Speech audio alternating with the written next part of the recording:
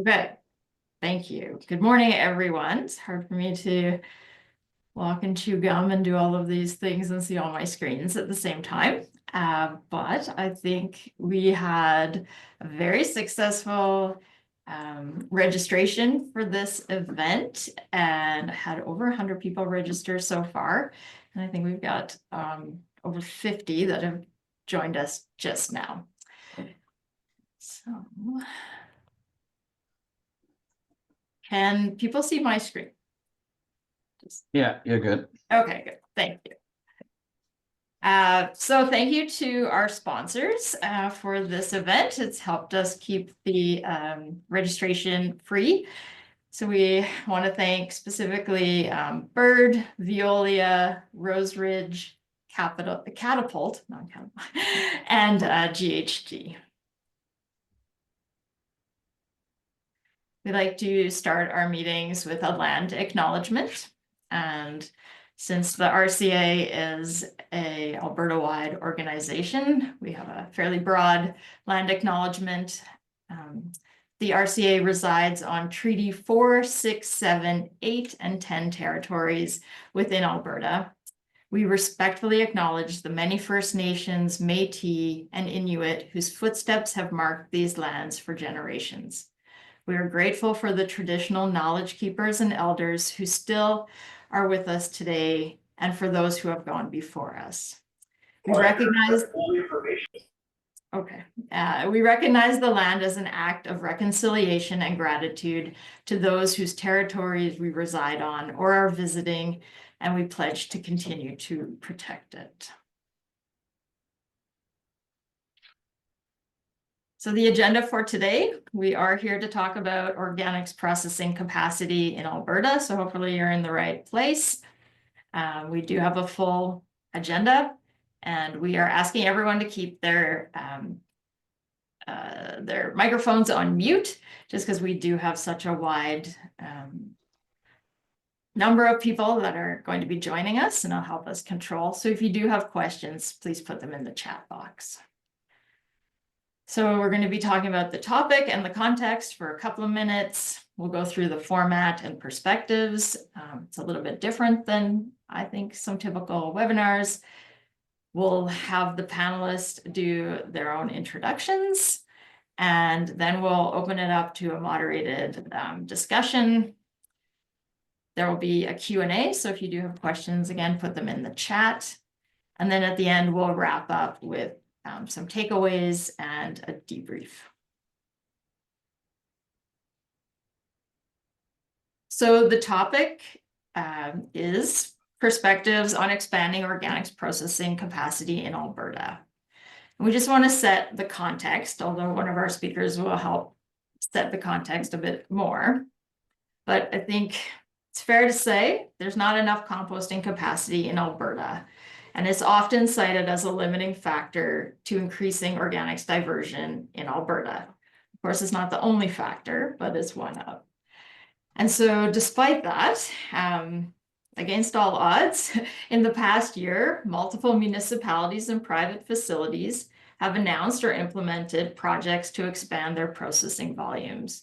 So Claystone, we'll hear from Catapult is one, City of Lethbridge and City of Calgary are a few to mention specifically.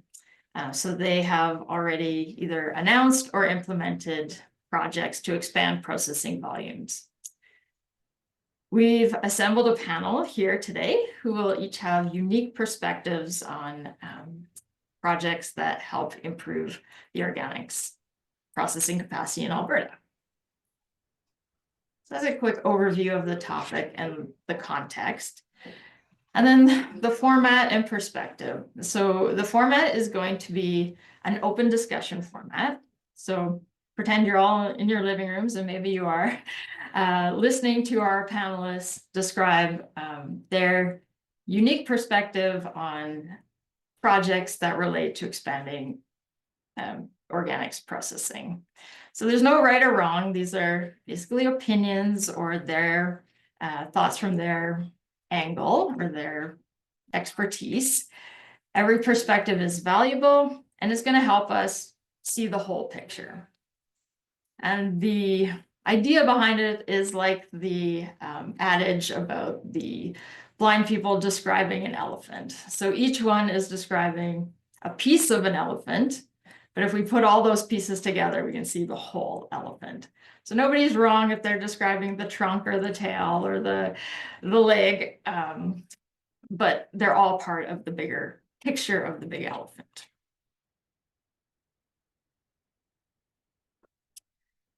So we are going to have the participants introduce themselves. They each get a couple of minutes, a couple of slides, and they will also talk about their role in organics processing and their perspective that they are bringing. So who they are, the part of the projects that they are representing. So we will go through one at a time. So the first person up is Leah Seabrook. And while she works for Strathcona County, she's here representing the Edmonton Municipal Regional Board. Thanks, Jen. So happy to be here today to give you guys a bit of overview of what we've done here in the Edmonton metro area. So just quickly, EMRB is 13 municipalities across the capital region that have come together mainly with a focus on growth management here in the region, but they've also been a focus placed on significant municipal service areas, which includes solid waste, and then the Solid Waste Collaborative, which I'm the chair of, was born from that. So we developed an action plan, and part of that action plan recognizes that organics waste is and should be a major priority across the region. And we wanted to capture kind of the current state of what's happening here. So we started to work on this report back in 2023 is when it was initiated, and then it finally got approved at the beginning of this year. So the study focuses on the Edmonton region, but is likely applicable across the province. So next slide. And I won't dive in too much to this one, but we just wanted to recognize that it's a very complex organics value chain. And so we kind of took a comprehensive approach, and where municipalities have typically always managed end of life of organics, and that's where we've focused our attention, especially in the residential sector, we recognize that it's way broader than that. And so what we wanted to learn from this study is where can we play a role, especially leveraging us as a region? How can we insert ourselves and make connections to things like the agri-food system, to the social services that play a role in reduction and reuse? So it was important for us to kind of outline the whole system. Next slide.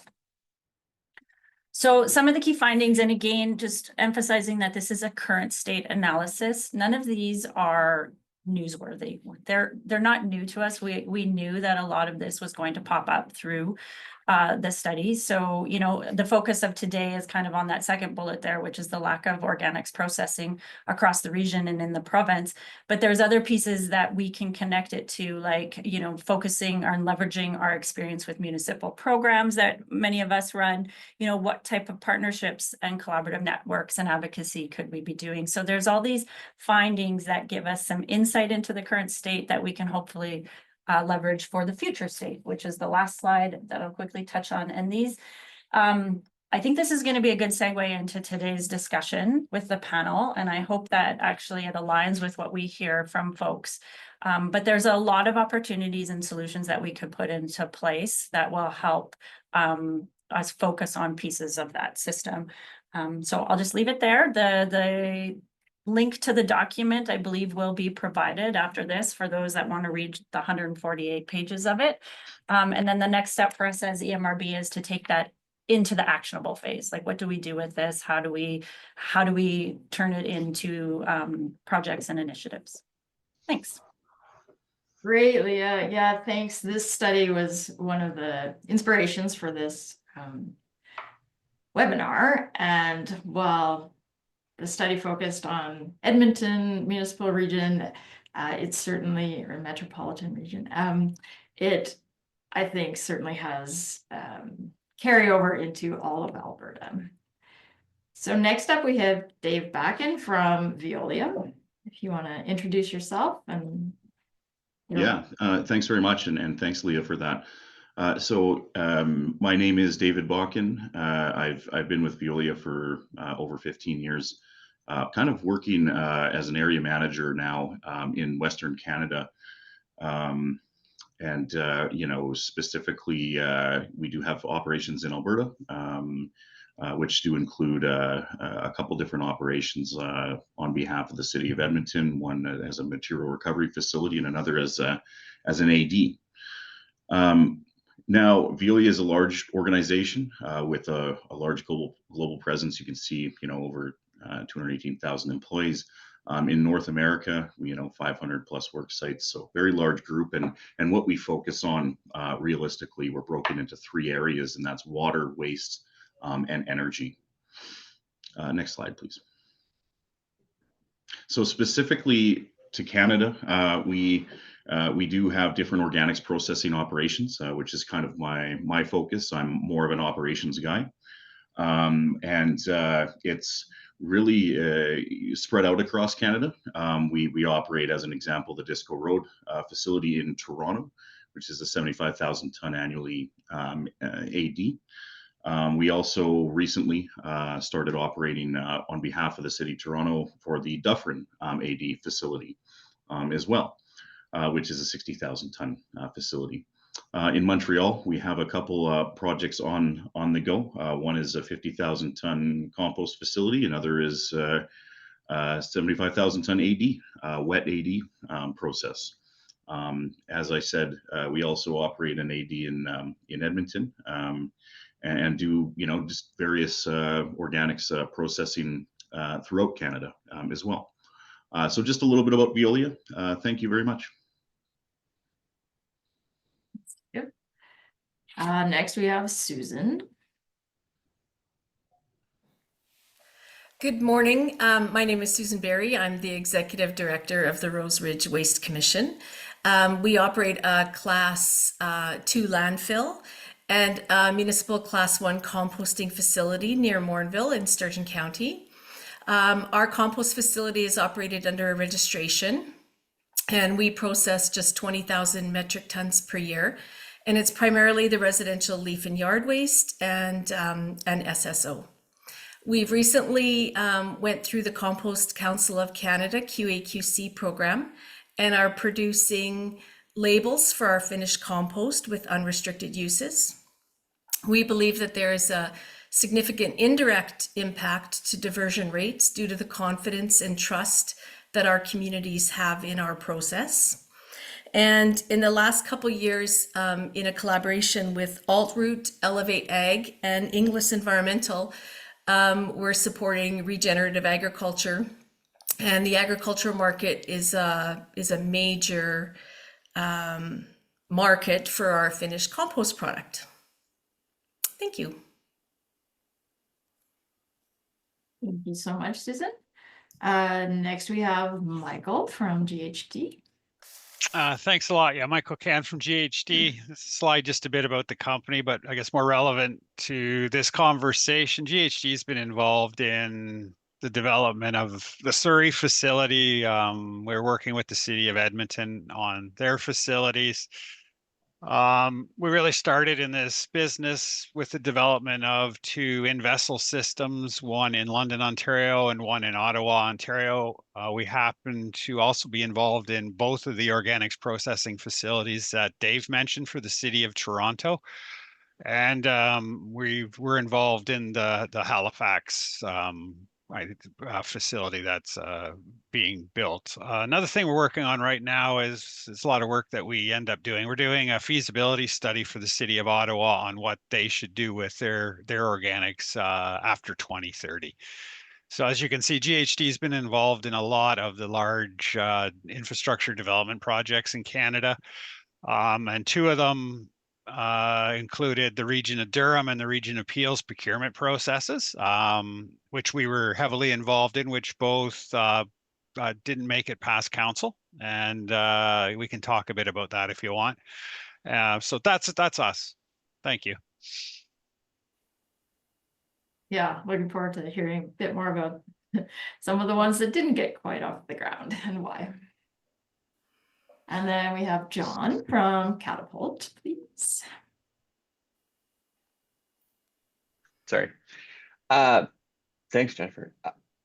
Catapult, kind of a uniquely Albertan company. We started out in oil and gas, wastewater disposal, and processing and treating and recycling in 2016. We've put out 4 facilities, kind of on a midstream model, and very similar to organic waste in that trucks come in and dump off material, then we process it and make sure that it goes to the correct location. So we did acquire a composting facility in Portage la Prairie, Manitoba. It's actually the largest commercial composting operation in Manitoba. We acquired that in 2013 or 2023 and have been operating it ever since. We're doing some expansions out there. And then we just opened our facility down in Aldersyde in September here. So brand new. It's a cast system, so we'll probably talk a little bit more about it, but that's Catapult in a nutshell. Congratulations on opening your doors. Thanks. And then we have 2 members from Bird joining us. One is going to help moderate, and the other is going to be part of the panel. And I think Ben was going to speak to the slide first, if I remember. No, it's going to be No, Taylor. sorry, Taylor is going to speak to the slide first, please. Here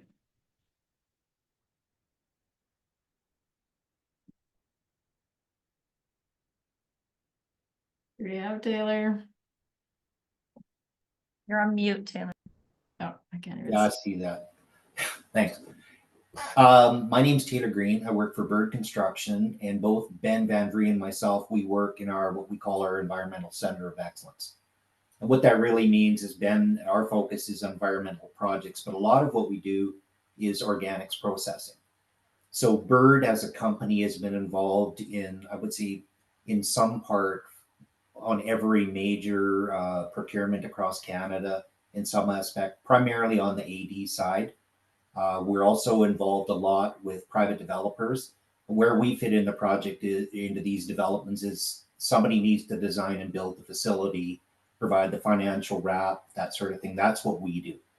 So our company was involved with the original. I have been working in the city of Calgary composting facilities been involved since 2013. I'm the project lead on the $80 million AD expansion that was currently under construction. And in terms of Bird is also is starting the design and construction of a large scale AD private facility in Ontario. So we've got quite a long background in the AD, both from the municipal and the the private development side. Wow, thanks, Taylor. And then Ben. Yeah, good morning, everyone. My name is Ben Van Vree. I'm Director of Business Development for our water and environmental services with Bird. So Taylor already gave a good overview, right, on our involvement. I think it's really important to emphasize a little bit more that early contractor involvement is really a very necessary step, let's say, to really develop these kind of more healthy and let's say organic waste processing facilities. I think we will come back to that when we have the discussion later on. So yeah, and we've been pretty active in the industry, speaking out at biogas conferences, webinars, just looking at the similar type of stuff. So we do this part regular, part of what we do. Yeah, great. It sounds like we have perspectives from composting all the way to anaerobic digestion and some things in between, which is great. And I should probably introduce myself. I'm Jennifer Kuhl. I'm the Executive Director of the Recycling Council of Alberta. And as I mentioned, one of the pieces of inspiration for this webinar was the EMRB study, but it was also conversations when I met Ben, and we were like, I think this needs some airtime and we need to talk about it. So between him and myself, we have worked with the panelists to come up with some thought-provoking questions and garner some good opinions and interest. Of course, if you have questions, put them in the chat and we can get to them during our Q&A. And yeah, Ben will be helping me out, but thought we would jump right in here. So rules of engagement, the audience microphones will be muted just because we have 87 people and just to keep that under wraps. The moderators will kick off each topic or question. We'll try and manage the timing per item. Not every panelist may get to speak to each question. We have 3 questions, but hopefully most will, and we want to keep it a fluid discussion. As I've mentioned, put your questions in the chat box, and then we will have a Q&A and discussion at the end.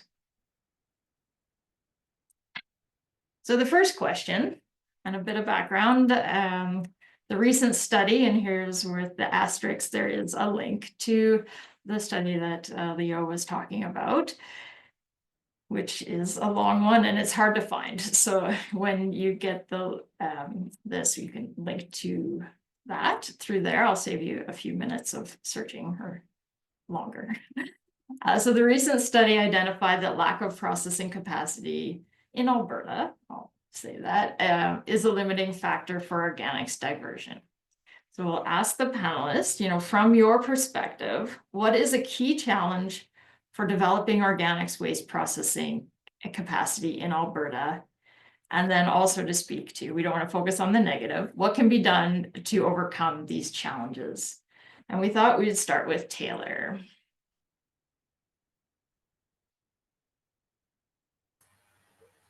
Yeah, I mean, what I've got to say, I think is going to be based on just the experience that I've had in the last 15 years.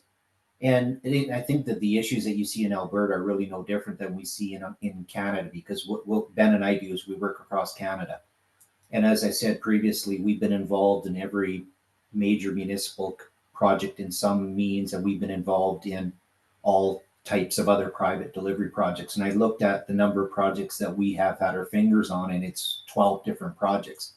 And when I talk about the challenges in these things, I think that it's important to separate a municipal project from a private project, a private developer, because even though there are some of the challenges indeed are the same, in some ways they are quite different. And as Michael had indicated, major P3 procurements in Ontario, we're talking very large projects, a lot of time and investment in them, hundreds of millions of dollars.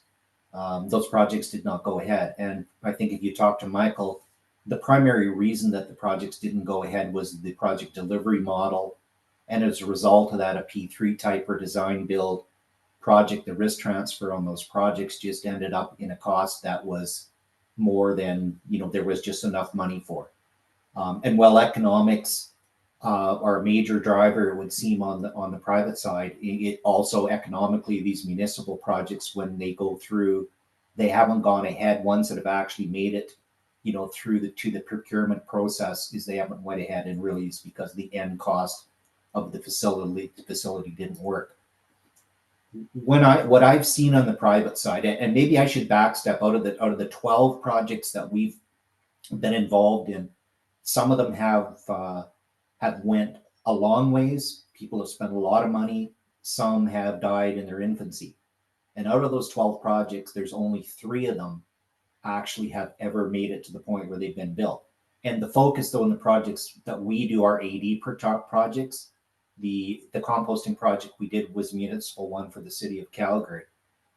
But when I look at the private development side, I think that there is a lot of time and money that needs to be invested by private people up front to get through the permitting process, to get to the point where you have to go externally to get financing to see if the project's financially viable. And that's where we come in. We do the design, a preliminary design, provide a price for the facility, because your financing requires somebody to wrap it and guarantee it to make it bankable. And what I've seen is there is just a lot of time and effort required to get to the point where the project is feasible, because as a developer, you don't want to spend any more money up front than you do if you know you have a real project or not. I've seen projects that it takes 6 months to a year to get an environmental permit. And on the AD side, you need to spend, in my experience, you need to get the design to 60% of the design, which means 60% of your engineering costs, not even knowing if you have a project. Development permits. Nobody wants an AD facility in their backyard, it seems. And we've had projects where the development permit was a challenge or wasn't going to happen. Feedstock, obviously, I'm sure is a common theme. People go into the projects, don't have a guarantee on the feedstocks. One of the other bigger items that we run across that drives the cost up is the performance guarantees on the technology that's supplied. So a lot of different things, a lot of reasons why the projects haven't made them through. All of them are a challenge, but primarily on the private side, it seems like there isn't, and I'm just, making an educated guess, and that's that the money is so close to not working. There seems to me we need some type of system like they have in the US where there's more grants, more financial incentive from the government to move some of these projects through, because it seems like a lot of them get to the point where it's just not quite there in terms of the economics, especially if you're a developer. It's a business, right? And to me, I think that the government has to provide some incentives versus forcing people to do it. I'm not sure where it is, but we've seen a lot of different challenges. That pretty well sums them up, but there's municipal and private challenges. So thanks, Taylor. One of the things you mentioned is time and money to get to permits. And I think that's probably a good segue to John. And what I didn't mention was there's, I think, an misunderstanding of the cost of construction these days and what has happened post-COVID. And a lot of the budgets that we see on these projects were developed previous to that, and it comes back in the construction, the design of the facility is 50% to double. So the math that was upside down to start with on the feasibility is even worse. Yeah. Time and money. Good, John, go ahead. It's a good segue. I completely agree. It's been a lot of time and money. I would like you to, Taylor, to let me know where the 6 months to a year for permitting timelines comes in, because I would happily develop a project there. In Alberta, it's a lot longer right now. And so, I kind of look at it from normal construction stuff. All of these things are, from a developer's perspective, are things that we can overcome, right? They're common for every jurisdiction. What's uniquely Alberta is Alberta Environment and Parks. And I'm not here to say that they are creating a barrier. I think regulation is good. I think we're all pretty happy with the regulation that's in place. I think what's happened at the AEP right now is that they are just understaffed for the amount of applications that they are getting. And so, if you submit our recent application took a year before we got a response on it. And that's not, a year of review, that's a year from opening the application and saying that it's been received and starting to look at it. And so, just from a developer's perspective, you've bought a chunk of land, you've paid for engineering, you've gone through, you've submitted your application, and then you have to wait for a year before you even get to the administration of that permit or of that application. And so it's just difficult. On the other side, the AEP is also responsible for administering the environmental rules. And one of the things that we are working against is a lot of facilities in this jurisdiction aren't following the rules, or there's illegal composting operations going along, ones that aren't up to the new code. And so we have to compete with them on price. And, if we're going to raise the status quo of organics processing facilities so that people don't mind them being in their backyard, we've had a lot of facilities being shut down in Alberta. We need to accept that capital cost and the investment needs to come with a higher price, right? So we need the AEP to enforce those. But again, they have a very small budget. So I did pull up the budget.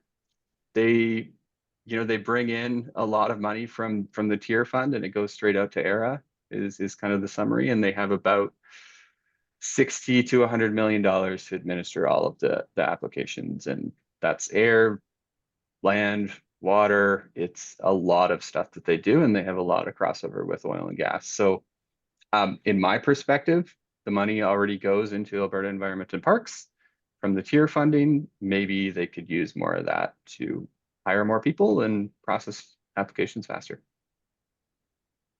Excellent. So it sounds like demand is there, both listening to you, Taylor, and yourself so far, but there are some kind of areas that are pinch points in terms of processing to launch some of these projects. Thanks. So John, just one question there. Talking about the lack of capacity there, would it help if you as a developer reach out to the people at the staff of EPA in a very early process, so at least they are involved, right, in what is all coming? Yeah, it certainly helps. I mean, we did that. We did that. Like that's again a pretty normal process, right? You go through the levels of engagement, but if they have, there's no queue system, right? It has to go in at the order that it gets, and Yeah. if people are submitting very bad applications that require a huge amount of work, they still have to go through that and write giant SIRs and go through that whole process. So it slows it down for everybody. But again, there's very few people. But yes, that does help. And we certainly did that. Sue, you wanted to add some thoughts? Yeah, so maybe just a different perspective. So Rose Ridge has been composting since 2012 in an open windrow system, and we're just turning with loaders. And so our capital investment was very low, our operating costs are very low, and we're still, as a municipal project, still generating very high quality compost. And so municipalities or private investors wanting to initiate projects don't have to invest in multi-million-dollar projects to increase organics diversion. And then just to echo something that Taylor had said, securing feedstock under long-term contracts is an absolute reality, even for us on a small scale. This year is the first year in many years we actually have capacity. We're not going to reach our 20,000 metric tons of processing capacity. So here in the Edmonton metropolitan region, we have a facility with an approval generating very high quality compost, but we have trouble getting those contracts. So I believe that municipalities do a great job setting up their curbside collection programs. Lots of effort goes into their public education and promotion. But my impression is that disposal and hauling is often procured together with no requirements for disposal certificates and no proof of processing. And so the commodity is actually controlled by the haulers collecting at the curb. This makes municipal collaboration very difficult, and the economics, again, play a huge factor in where that material ends up. Leah?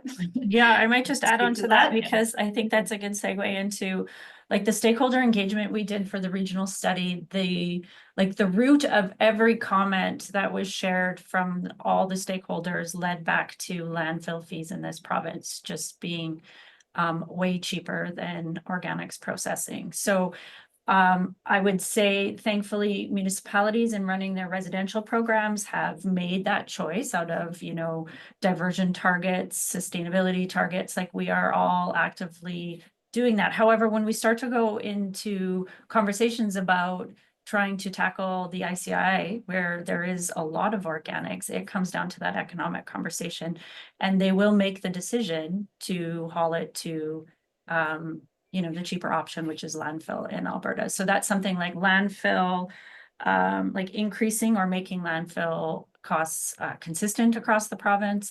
Landfill bans was a hot topic, and looking to see if the region can do something in terms of advocating for that.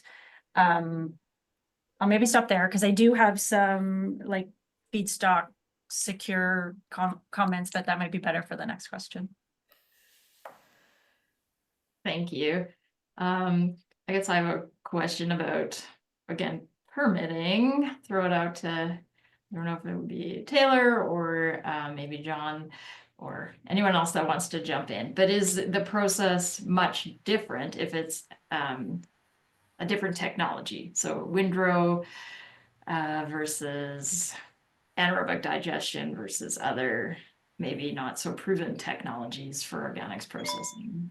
I can probably speak to that one. And I think and John was correct when I was talking 6 months to a year. That's 6 months to a year just to get to the point where you could submit for a permit based on, in my experience, in anaerobic digestion. But a composting facility, what I've seen, depending on the technology, whether it's ASP, windrow, or in vessel composting, is different than what we see in the anaerobic digestion side, because there hasn't been a lot of the facilities in there have been built. So the period, what based on my experience is anaerobic digestion, whether it's high solids or it's a wet system, definitely there would be more of it, only because there hasn't been a lot of them put in place. Thanks. John, you have your hand up. Yeah, I actually had a question for Leah, but I'll Okay. answer your question and then ask my question to Leah, if that works.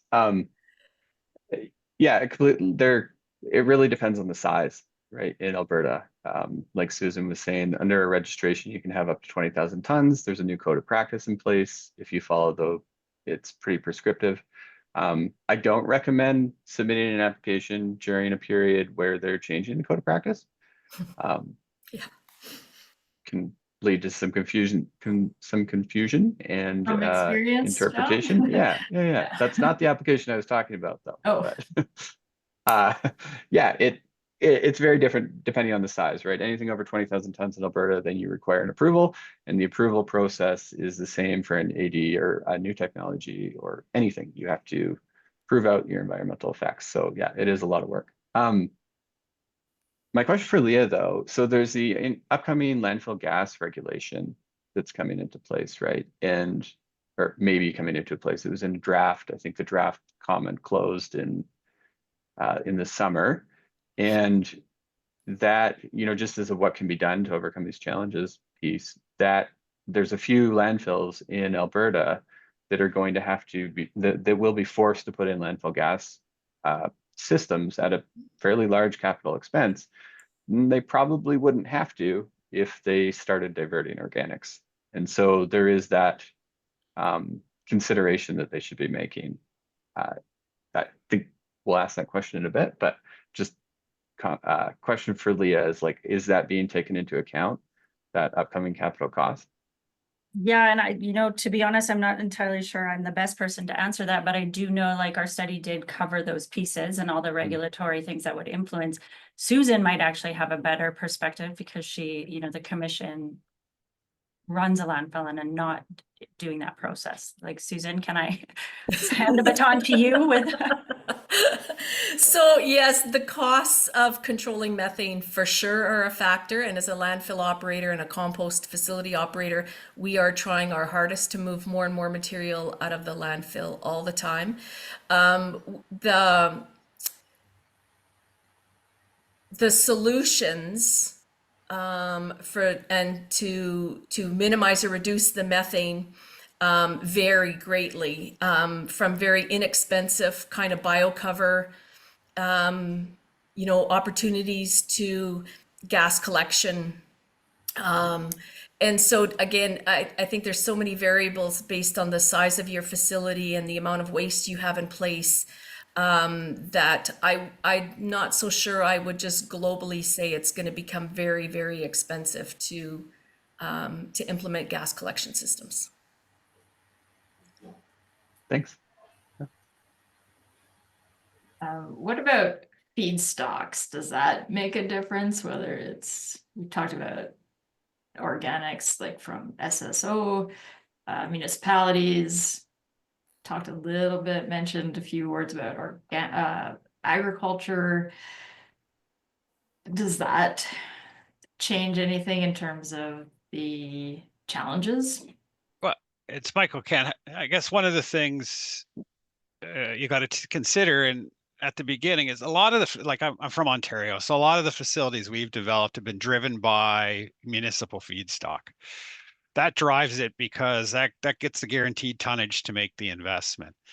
But what you've got to consider in its entirety is how you collect the material, and we never discuss this in this concept. But if you collect your SSO with your yard waste, it's going to dictate the type of technology you have to use, because certain technologies don't like woodier type of materials.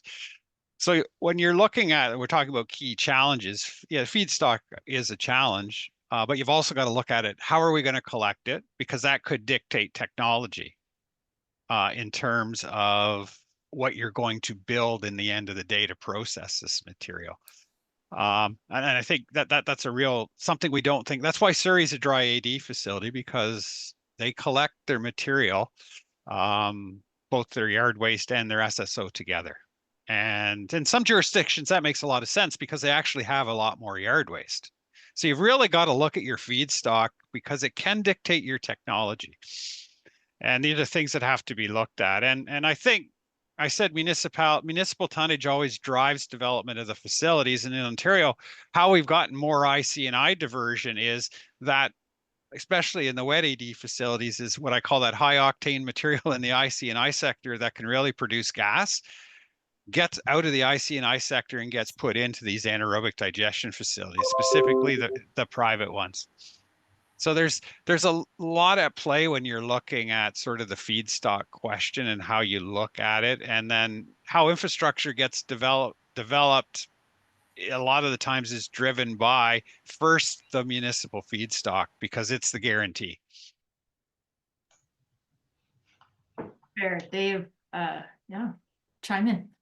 Yeah, thanks. I knew there was going to be a lot of discussion revolving around feedstocks, and actually I was going to save maybe some of that for the next question too. But there's been a lot said, and just maybe one thing to add is, as an operator, we see the feedstock, the incoming stream, almost as a liability sometimes when you look at what needs to go as an outgoing stream. So you look at your percolates, your leachate, your digestate on the back end. You better start thinking about how to have some sort of infrastructure maybe close by or in place in some way to be able to treat that properly. And we've seen that type of a model where if you're near a wastewater treatment plant, if you're near a landfill, obviously, these things are serious considerations for an operator. And if you don't have something like, on the back end in place, the cost, the logistic cost just raises your OPEX to a certain point where potentially it's not sustainable. Yeah, thanks. Good points. Ben, any other questions or thoughts to ask the panelists before we move on to your question? Yeah, there was a question from Stacy. How can we get grants and funds to be more distributed across Canada? There was this example from Quebec there. Any thoughts from someone on the panel here?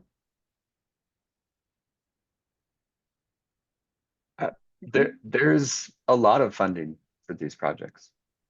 There's been a ton of projects that have funding right now. There's multiple AD facilities in Alberta that have funding from ERA and from other sources that can't get permitted. Yeah, sorry. So the summary is there's lots of funding out there. It's just getting to the finish line that's been difficult. But more funding is great too. Like if anybody has more, we'll take it. John says we have enough money. Yeah, I'm not saying we have enough money. We always want more money, but just historically the barriers haven't been the funding aspect. But the amount of funding, right, per province, is that related to how the legislation is developed in that specific province, for example? Are you asking me? Yeah, just can you ask again? yeah. So the question from Stacey was about how, there was a kind of feeling, right, that the let's say the distribution of grants was not equally done, right, across Canada. There was much kind of a preference for some of that in Quebec. But I mean, you say, well, there's lots of funding available here in Alberta. I mean, is it related to the level of legislation that has been developed in that specific province? For example, when it comes to the ban on organics to landfill? Yeah, so that's one of the aspects, the ban. Like Mhm. another one is if you look at Quebec or BC, they have the ability to, you know, distribute an ongoing subsidy for the price for RNG, for example, right? So in BC, the capital is one thing, the long-term support for the products and for the operations is another, and to me, it's even more important. Typically, every AD facility in Canada that's making RNG, and please correct me if I'm wrong, is selling to either BC or Quebec. So there's the two provinces, they're subsidizing all of these ongoing operations, right? So outside of the capital costs, you do need that ongoing subsidy. If Alberta and the rest of the provinces put in place an RNG program where they would, you know, pay $1 per gigajoule or a dollar value per gigajoule and retain those environmental attributes and use them somehow, that would be fantastic. They're valuable. As of now, you know, Alberta, we manage our own emissions through the tier program. And so that money goes into basically it all goes to Emissions Reduction Alberta, which then funds projects, and then those projects sell the environmental attributes to BC and Quebec. And so the end purchaser of those are not Albertans. So we effectively are subsidizing other provinces' emissions with our carbon tax. So it's a quandary. They have recognized that this is an issue, but so yeah, it's not really, you know, everybody's paying the same carbon tax across the country at this point. And just how it gets distributed is very different depending on how the province is treated. So hopefully that answers it. And I didn't just use a soapbox to complain about ERA again.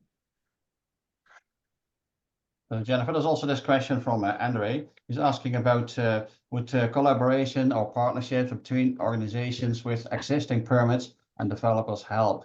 I think that's a question, right, related to further expanding, right, further using the capacity of organic waste available.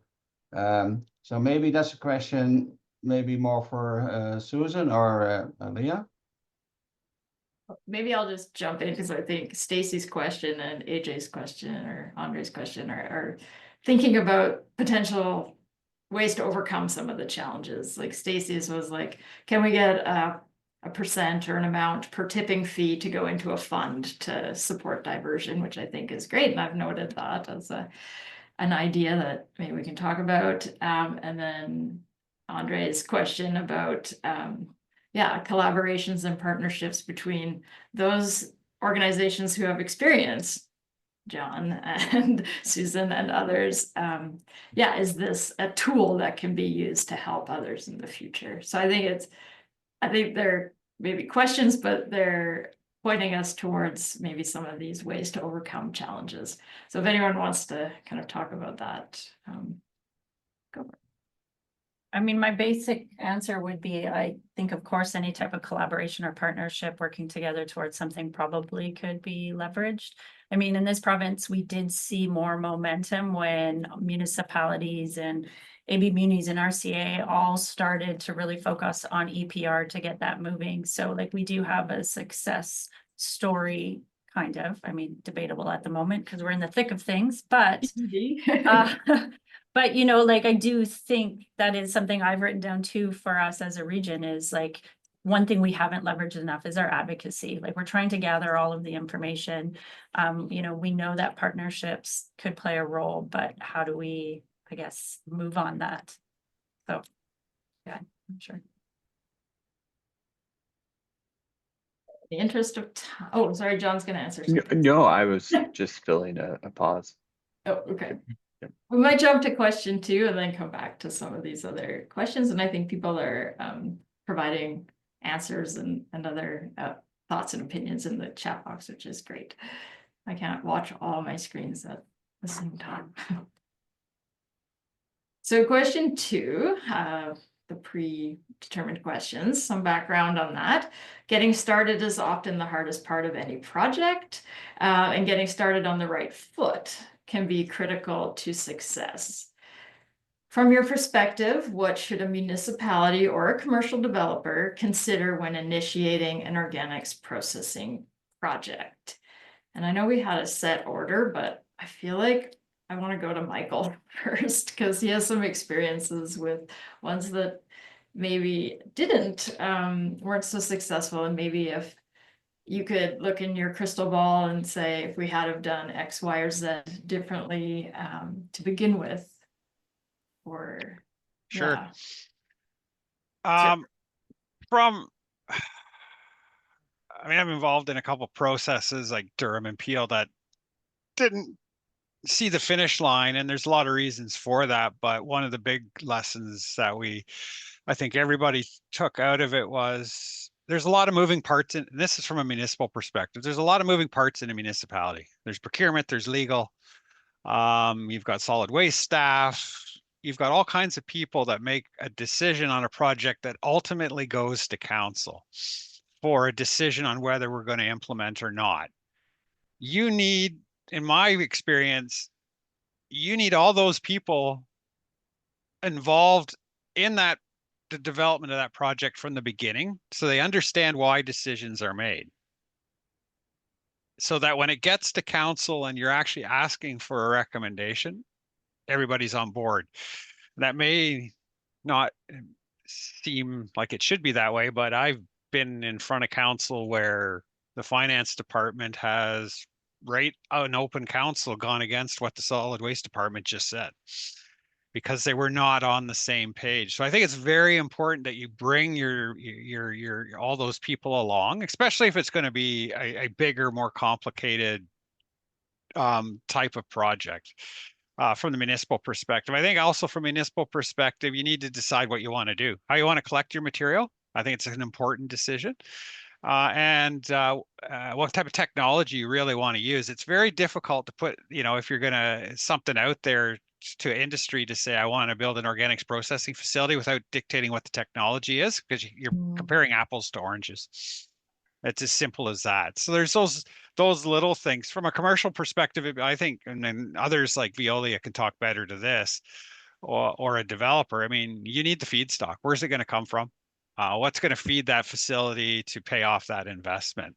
And what's that going to look like? And how is that, whether it's municipal feedstock or industrial commercial feedstock, how am I going to get it? All of that type of stuff. So it comes back to the feedstock, really, the feedstock question. And to me, in the end, technology. What is it how do you want to process this stuff? It can be simple or it can be complicated. And I would say the more sophisticated the technology, the more tonnage you need to feed it to get economies of scale. Thanks, Michael. It sounds like you need to know the why of a project and make sure everyone agrees with the why. And then maybe for the commercial side, it's more about the what. And I saw Dave put up his hand, which is a good segue to you. Yeah, thanks for that. And I mean, Michael has a very good point on how, theoretically, I should say, a project should kick off, and I have the same experiences. I should say as well, where not every group is on the same page, and with a municipal project, everybody kind of needs to have that alignment right in the development stage.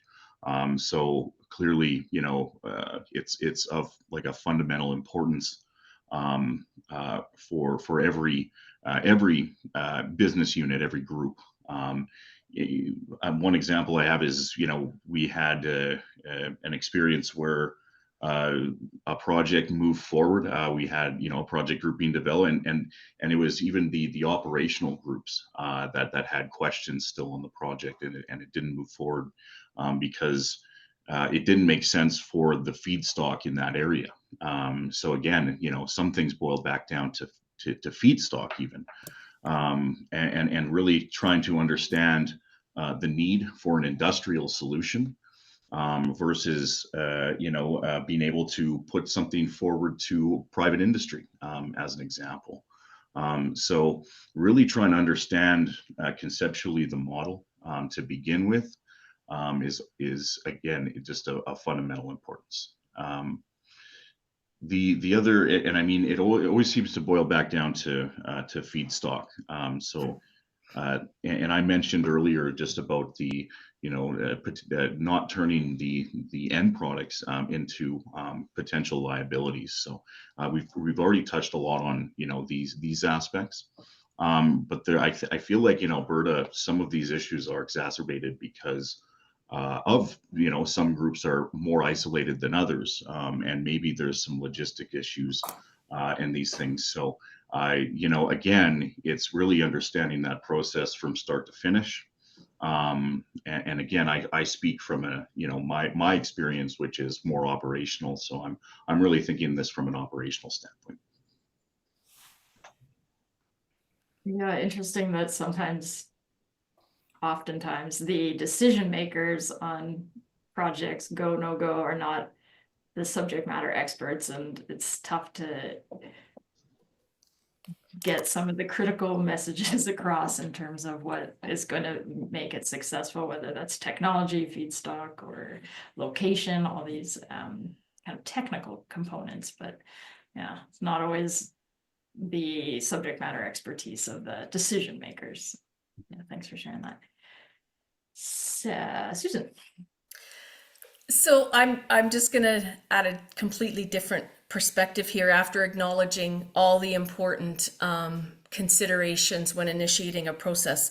Political will for sure, collaboration, securing the feedstock, whether you're doing a 3-stream or a 4-stream collection.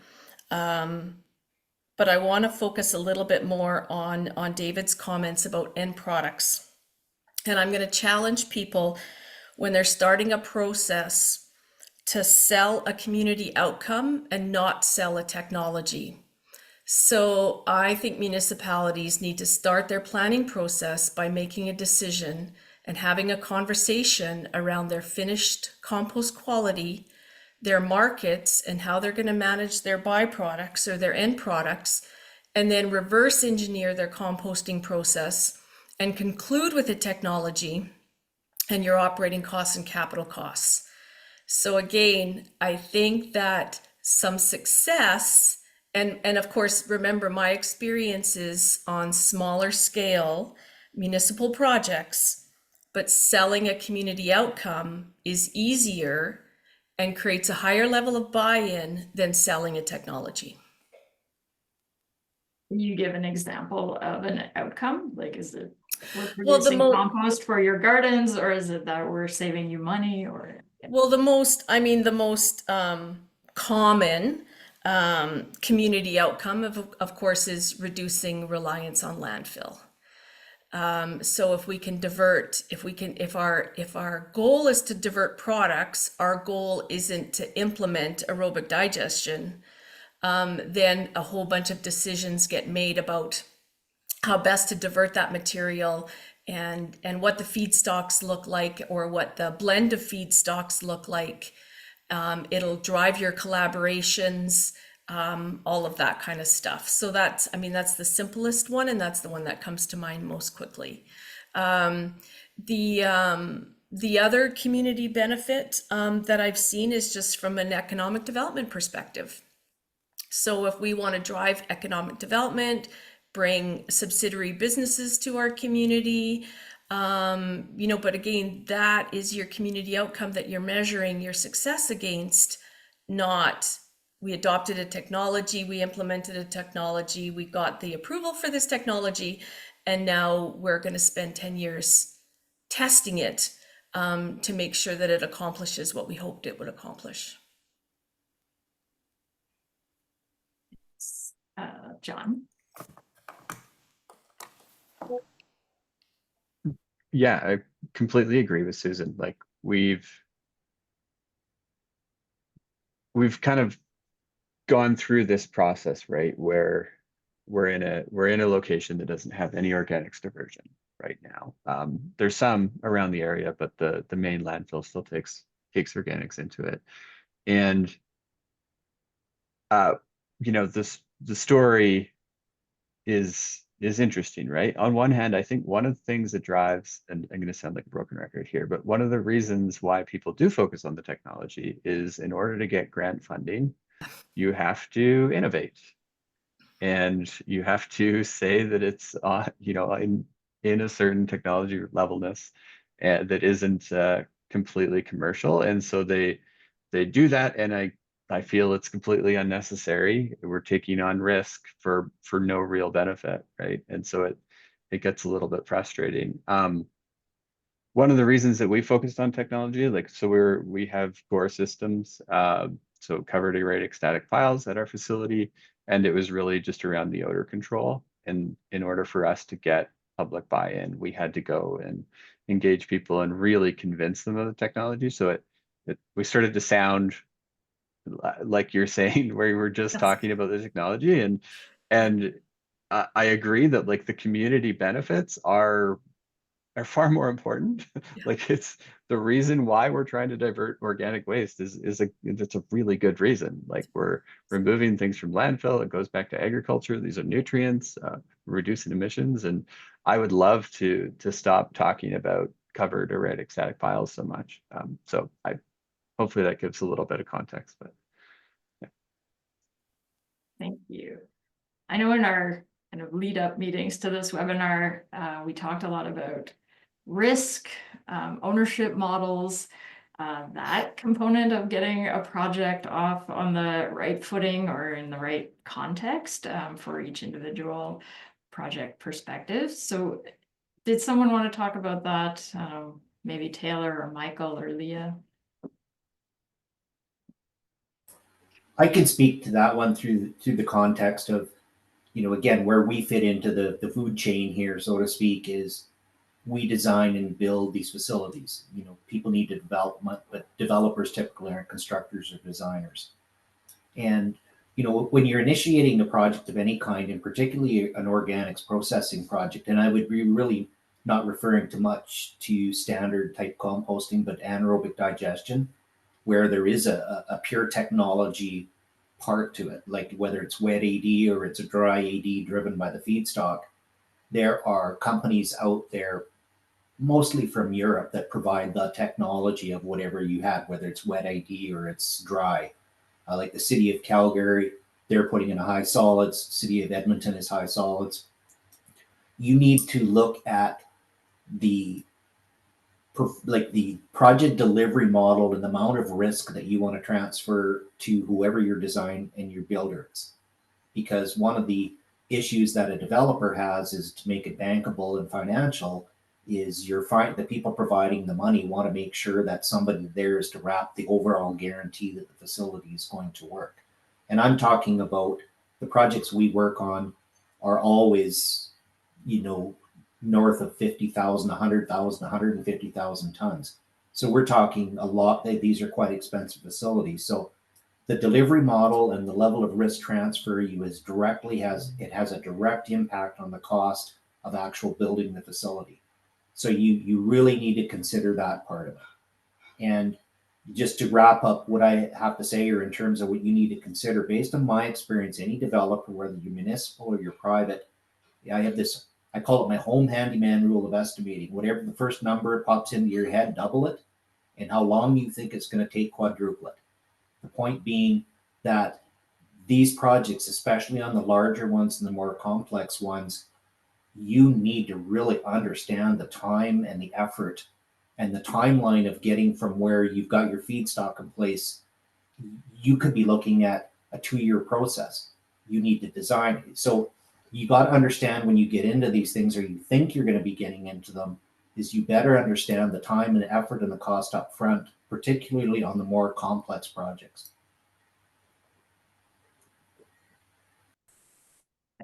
I see Leah has her hand up, and then I think Ben wanted to maybe.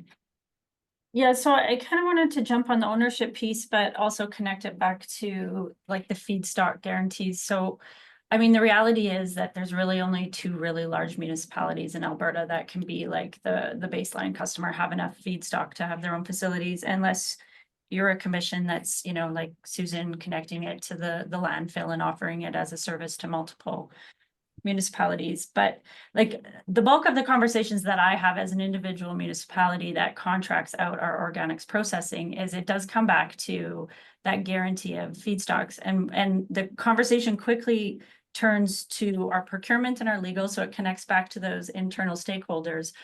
And we're very much bound by trade agreements. Like I would love to guarantee simply our feedstock for 20 some years, or, you know, and be able to lock that in. But our procurement and our legal just won't buy into that. And they, you know, we have these international trade agreements that we have to follow. We have to put it out to market, give all that fair, you know, everybody the fair opportunity to bid. And so there's other options of possibly partnering with regions and doing it that way, which adds other complexities. But the other piece I find is I don't think I have a really great understanding of the private needs. So like, I guess this would be more of a pitch to somehow, how do we all sit down at a table and try to understand the rules that we have to play by, but also what you guys need in order to make these investments?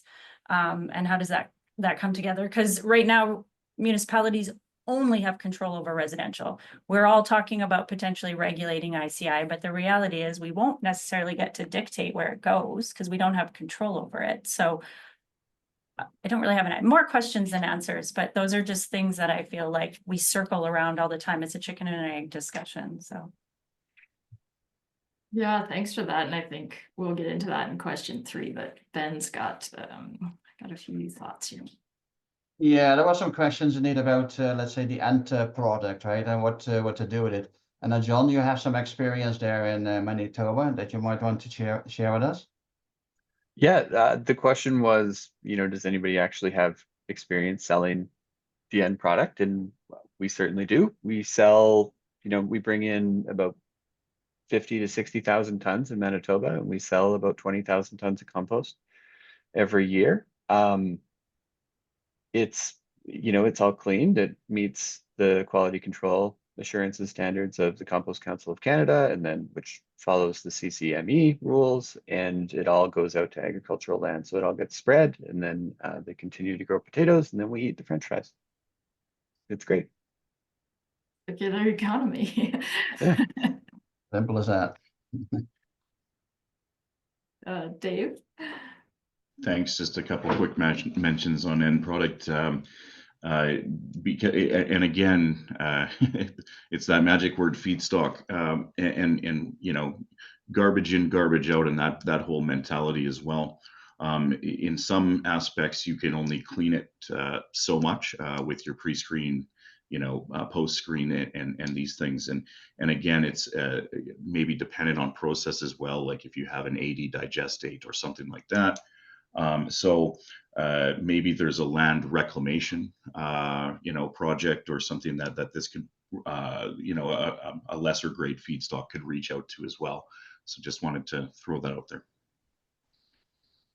Okay, I think we're going to move on, but I think one of the lessons for me is that I was saying, how should we get started? And it's almost like, think about the end before you even start. So maybe the question should have been, what do we need to think about at the end to make things successful? Thank you. So question 3, and this is looking ahead into your crystal ball. And originally we had kind of a 10-year outlook, but we thought we would focus on the next 5 years. So the need for organics diversion in the province will only increase with time and population growth. For all reasons we might hope for in terms of policy, etc. And from your perspective then, where should efforts go to enable increased organics landfill diversion opportunities in the next 5 years to help Alberta be more successful in this space? And we had suggested that Michael might want to be the first, even though he's from Ontario. That's okay. We'll forgive him for that, but maybe, you know, we'll take your advice, or we'll listen to your advice anyways here. Or not, but it's okay. We'll listen. I mean, the biggest driver that really drove because we have a lot of organics processing facilities, is we've regulated it at the municipal level in Ontario. So if you're a municipality of X size, you are mandated to have a green bin program. That includes large, medium, and I forget the exact what size it goes down to. So that's what really, to me, if you want to accelerate a program, it's like the EPR stuff. Legislatively, you have to drive it. Because municipalities, I find when it comes to if I've got to spend $1 here or $1 there, am I required to do it? Yes or no? And if I'm required to do this, but not this, that's where the money goes. So that's kind of what we did to sort of accelerate the process there, because we already talked about a lot of stuff, landfills cheaper, all of that type of stuff. Those are your inhibitors that have prevented everybody from doing it. Nova Scotia put in the landfill ban. They've got good organics processing programs. So there is success in that. Ontario does have a proposed ban in 2030, but I doubt we'll ever see it implemented. So I think you do need some legislative stuff if you want to accelerate it quickly within the next 5 years. And the point made earlier by someone about this continuous circle we go around between what do the private people need versus what the municipal, that conversation is key too. If you could facilitate that conversation, I think it's something that in the industry has not happened enough.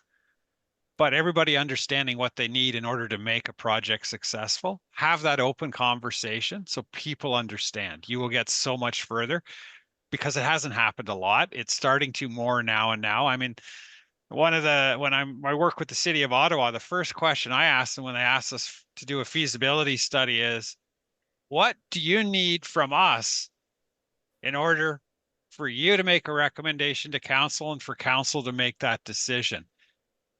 What do you need? Like, really think about it, because let's not do stuff and put stuff in front of people that you don't really need. Let's focus on what helps you make that decision to proceed with the project. And that's how we're working with them. So those are kind of, I guess, the three things I would see as come right off top ahead. Excellent. I see Susan unmuted. Do you want to speak? Yeah, sure. So I'm gonna end up echoing something David has said again about garbage in, garbage out. At Rose Ridge, we could increase diversion and our tolerance for contamination with access to scalable and affordable technology for pre-processing. But of course, I can't underestimate the importance of the public education and the collective commitment to quality feedstock, and that is so important. Managing the contamination will ultimately reduce the amount of material going to landfill.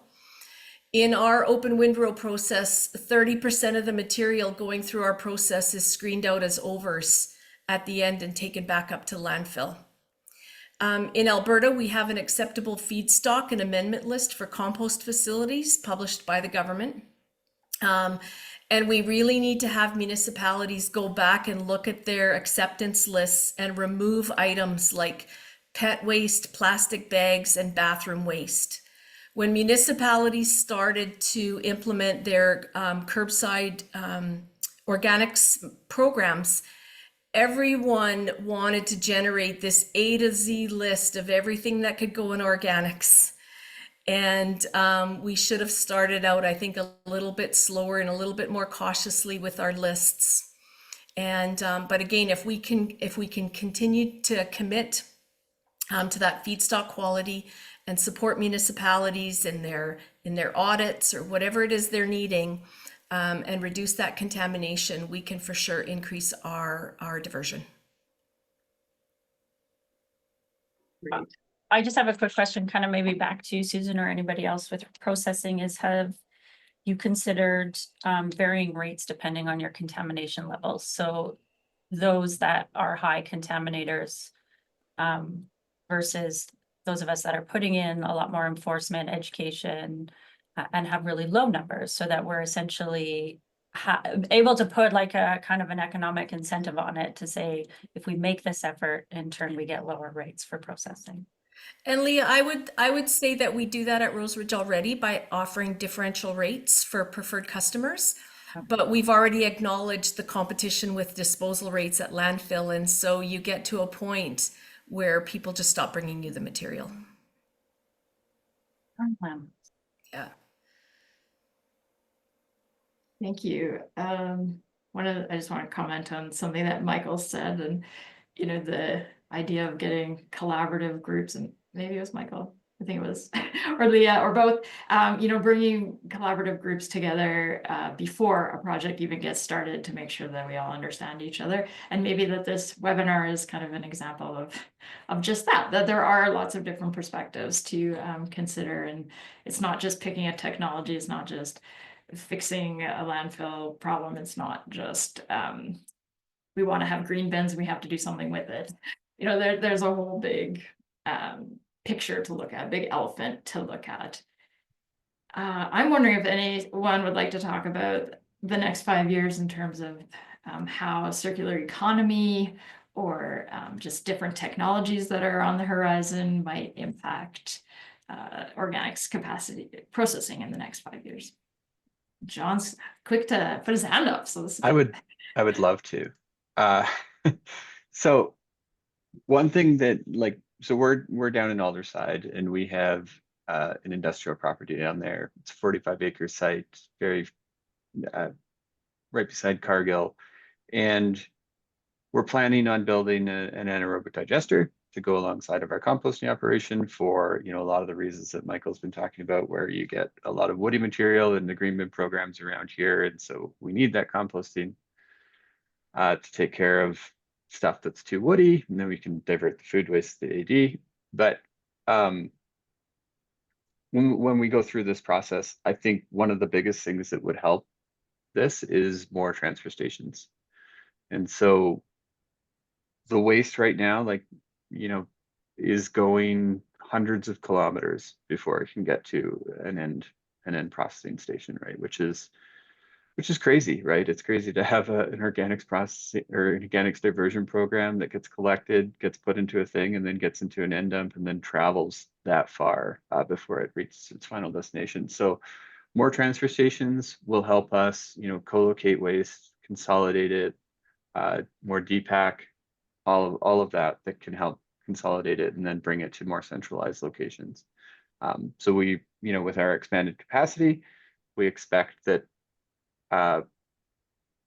sorry, and one of the reasons I bring this up is just having, you know, the city of Calgary's trucks, the 9-ton garbage trucks, leave the city of Calgary and drive down to Aldersyde is pretty impossible, but it's also almost impossible to go and build a new organics processing facility in Calgary that's not on city land. And so as a commercial developer, you have to weigh your timelines and say, okay, I need to do an industrial project. The city's collaboration can be through transfer stations or something like that. So in the next 5 years, that's what I anticipate will happening. And then another piece of that is just less dependence on agriculture for the actual processing of the material. We view this as a waste business and not really you know, we saw a lot of compost facilities pop up at feedlots who already had composting operations for their manure, and it's really not the same thing when you start bringing in contaminated waste that needs processing, and it just caused a lot of issues. And so I see less dependence on that, but maybe more dependence on them taking the end product. Yeah, good point. Is it a waste problem or is it a gas generation challenge? Or yeah. So how we frame the situation, you know, may change the outcomes too. Dave. Yeah, thanks. I just wanted to throw it out there because when I think about the next 5 years, we've had some discussions with different groups, and I wouldn't say just in Alberta, but in Canada, and both large scale, small scale. It doesn't seem to matter, but when we think about, you know, projects as they develop, and I know it would take a lot of breaking down barriers, especially, you know, because I'm talking about pairing two different industries. But if there's some sort of a co-digestion that can take place, and we've seen where different, you know, wastewater streams come into effect with organic streams in the composting realm. So you have your biosolids that can be composted with different organics and these things. But now we're seeing a bit of a shift to talk about this as potentially an AD application. And we're calling it eco factories, but it's really when, you know, different groups are seeking to leverage these different streams. And again, you know, conceptually, it can make sense, but it's about bringing those groups together and kind of breaking down barriers, and thinking about these projects, when you're building a wastewater treatment facility or expanding upon a treatment facility, or something like that. So it's a lot to wrap our heads around, and maybe that's not, a 5-year thing, but we are starting to see different groups starting to kind of talking about this concept. Thanks for that. I see a lot of action in the chat. Maybe Ben, you can. Yeah, just picking a few here. There's one question from Puneet. He asking what can be done to improve the levels of contamination in the SSO. From what I understand, so what Puneet understand, most of Europe and Australia average are less than 5% contamination in their SSO. So it's really a more technology type of question there. So maybe Michael or Sue. You mean you're talking about decreased contamination? Yes. Yeah. Our experience, and I hate to say it, is actually the contamination in SSO has been increasing over time.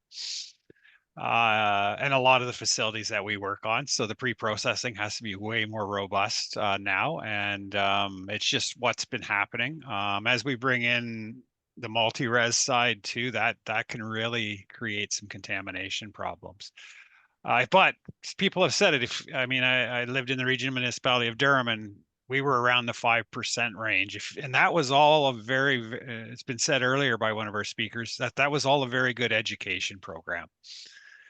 But unfortunately, as we see, more multi-res and stuff coming into the system, we are tending to see in the Toronto facilities and other facilities, the percentage of contamination increasing. It's just reality.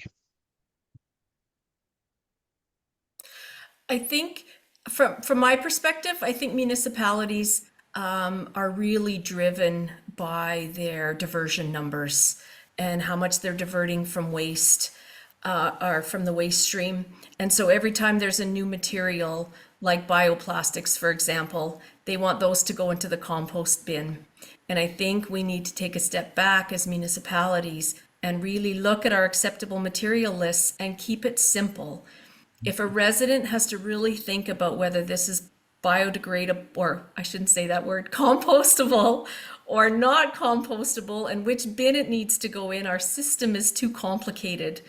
And so if we could hit the restart button and simplify our list of stuff that could go in the organics bin, and I know that that's a stretch, but every time there's a new product on the market, biodegradable Glad bags, we shouldn't be necessarily accepting those materials into our organics programs if our processor can't process those materials, because then they just become contamination.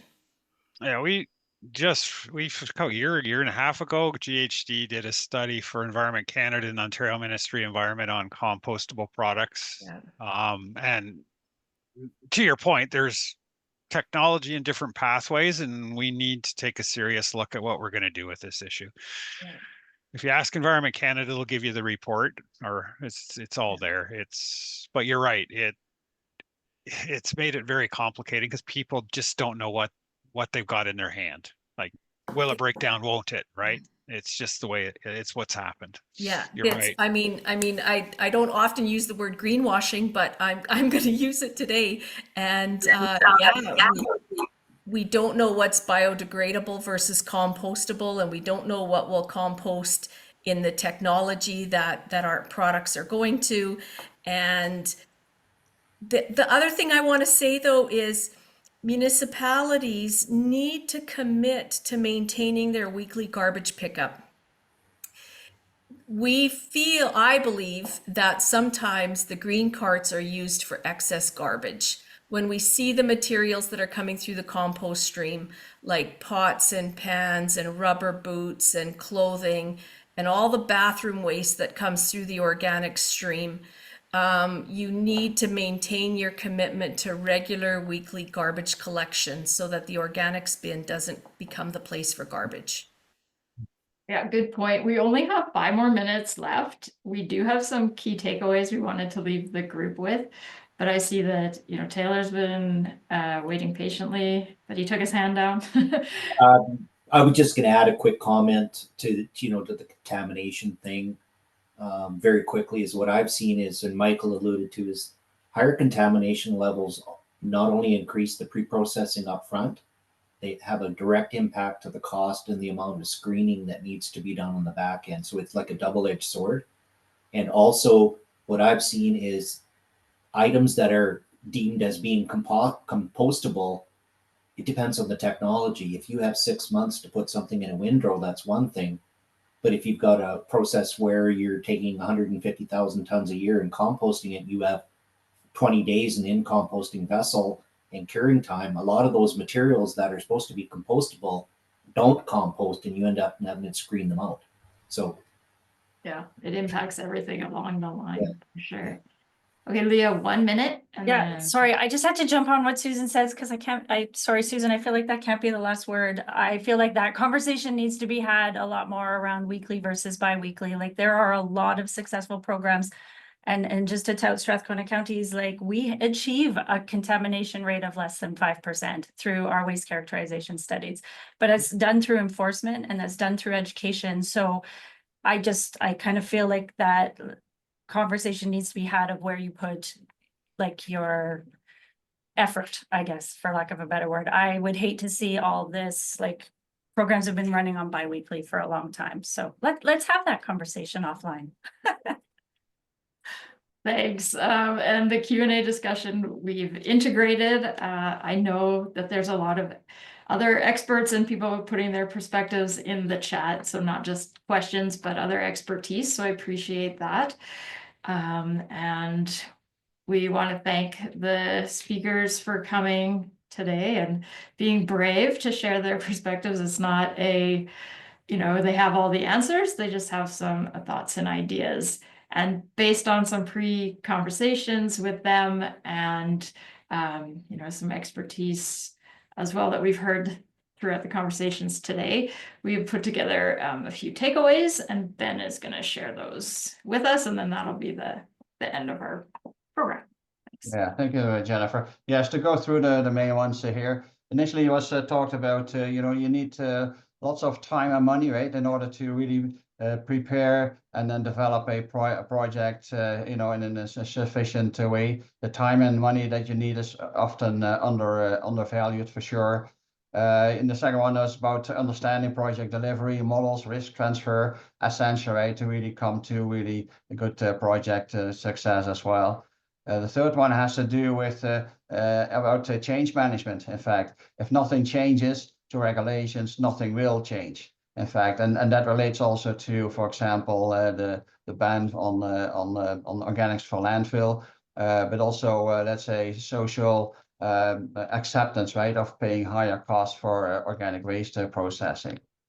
And then the fourth one was made earlier by, I think it was John, talking about the lack of staff capacity. That is not really enough to really review and approve our applications in a smooth way. So it really delays, and it's taking us too long, let's say, as a developer to get responses back.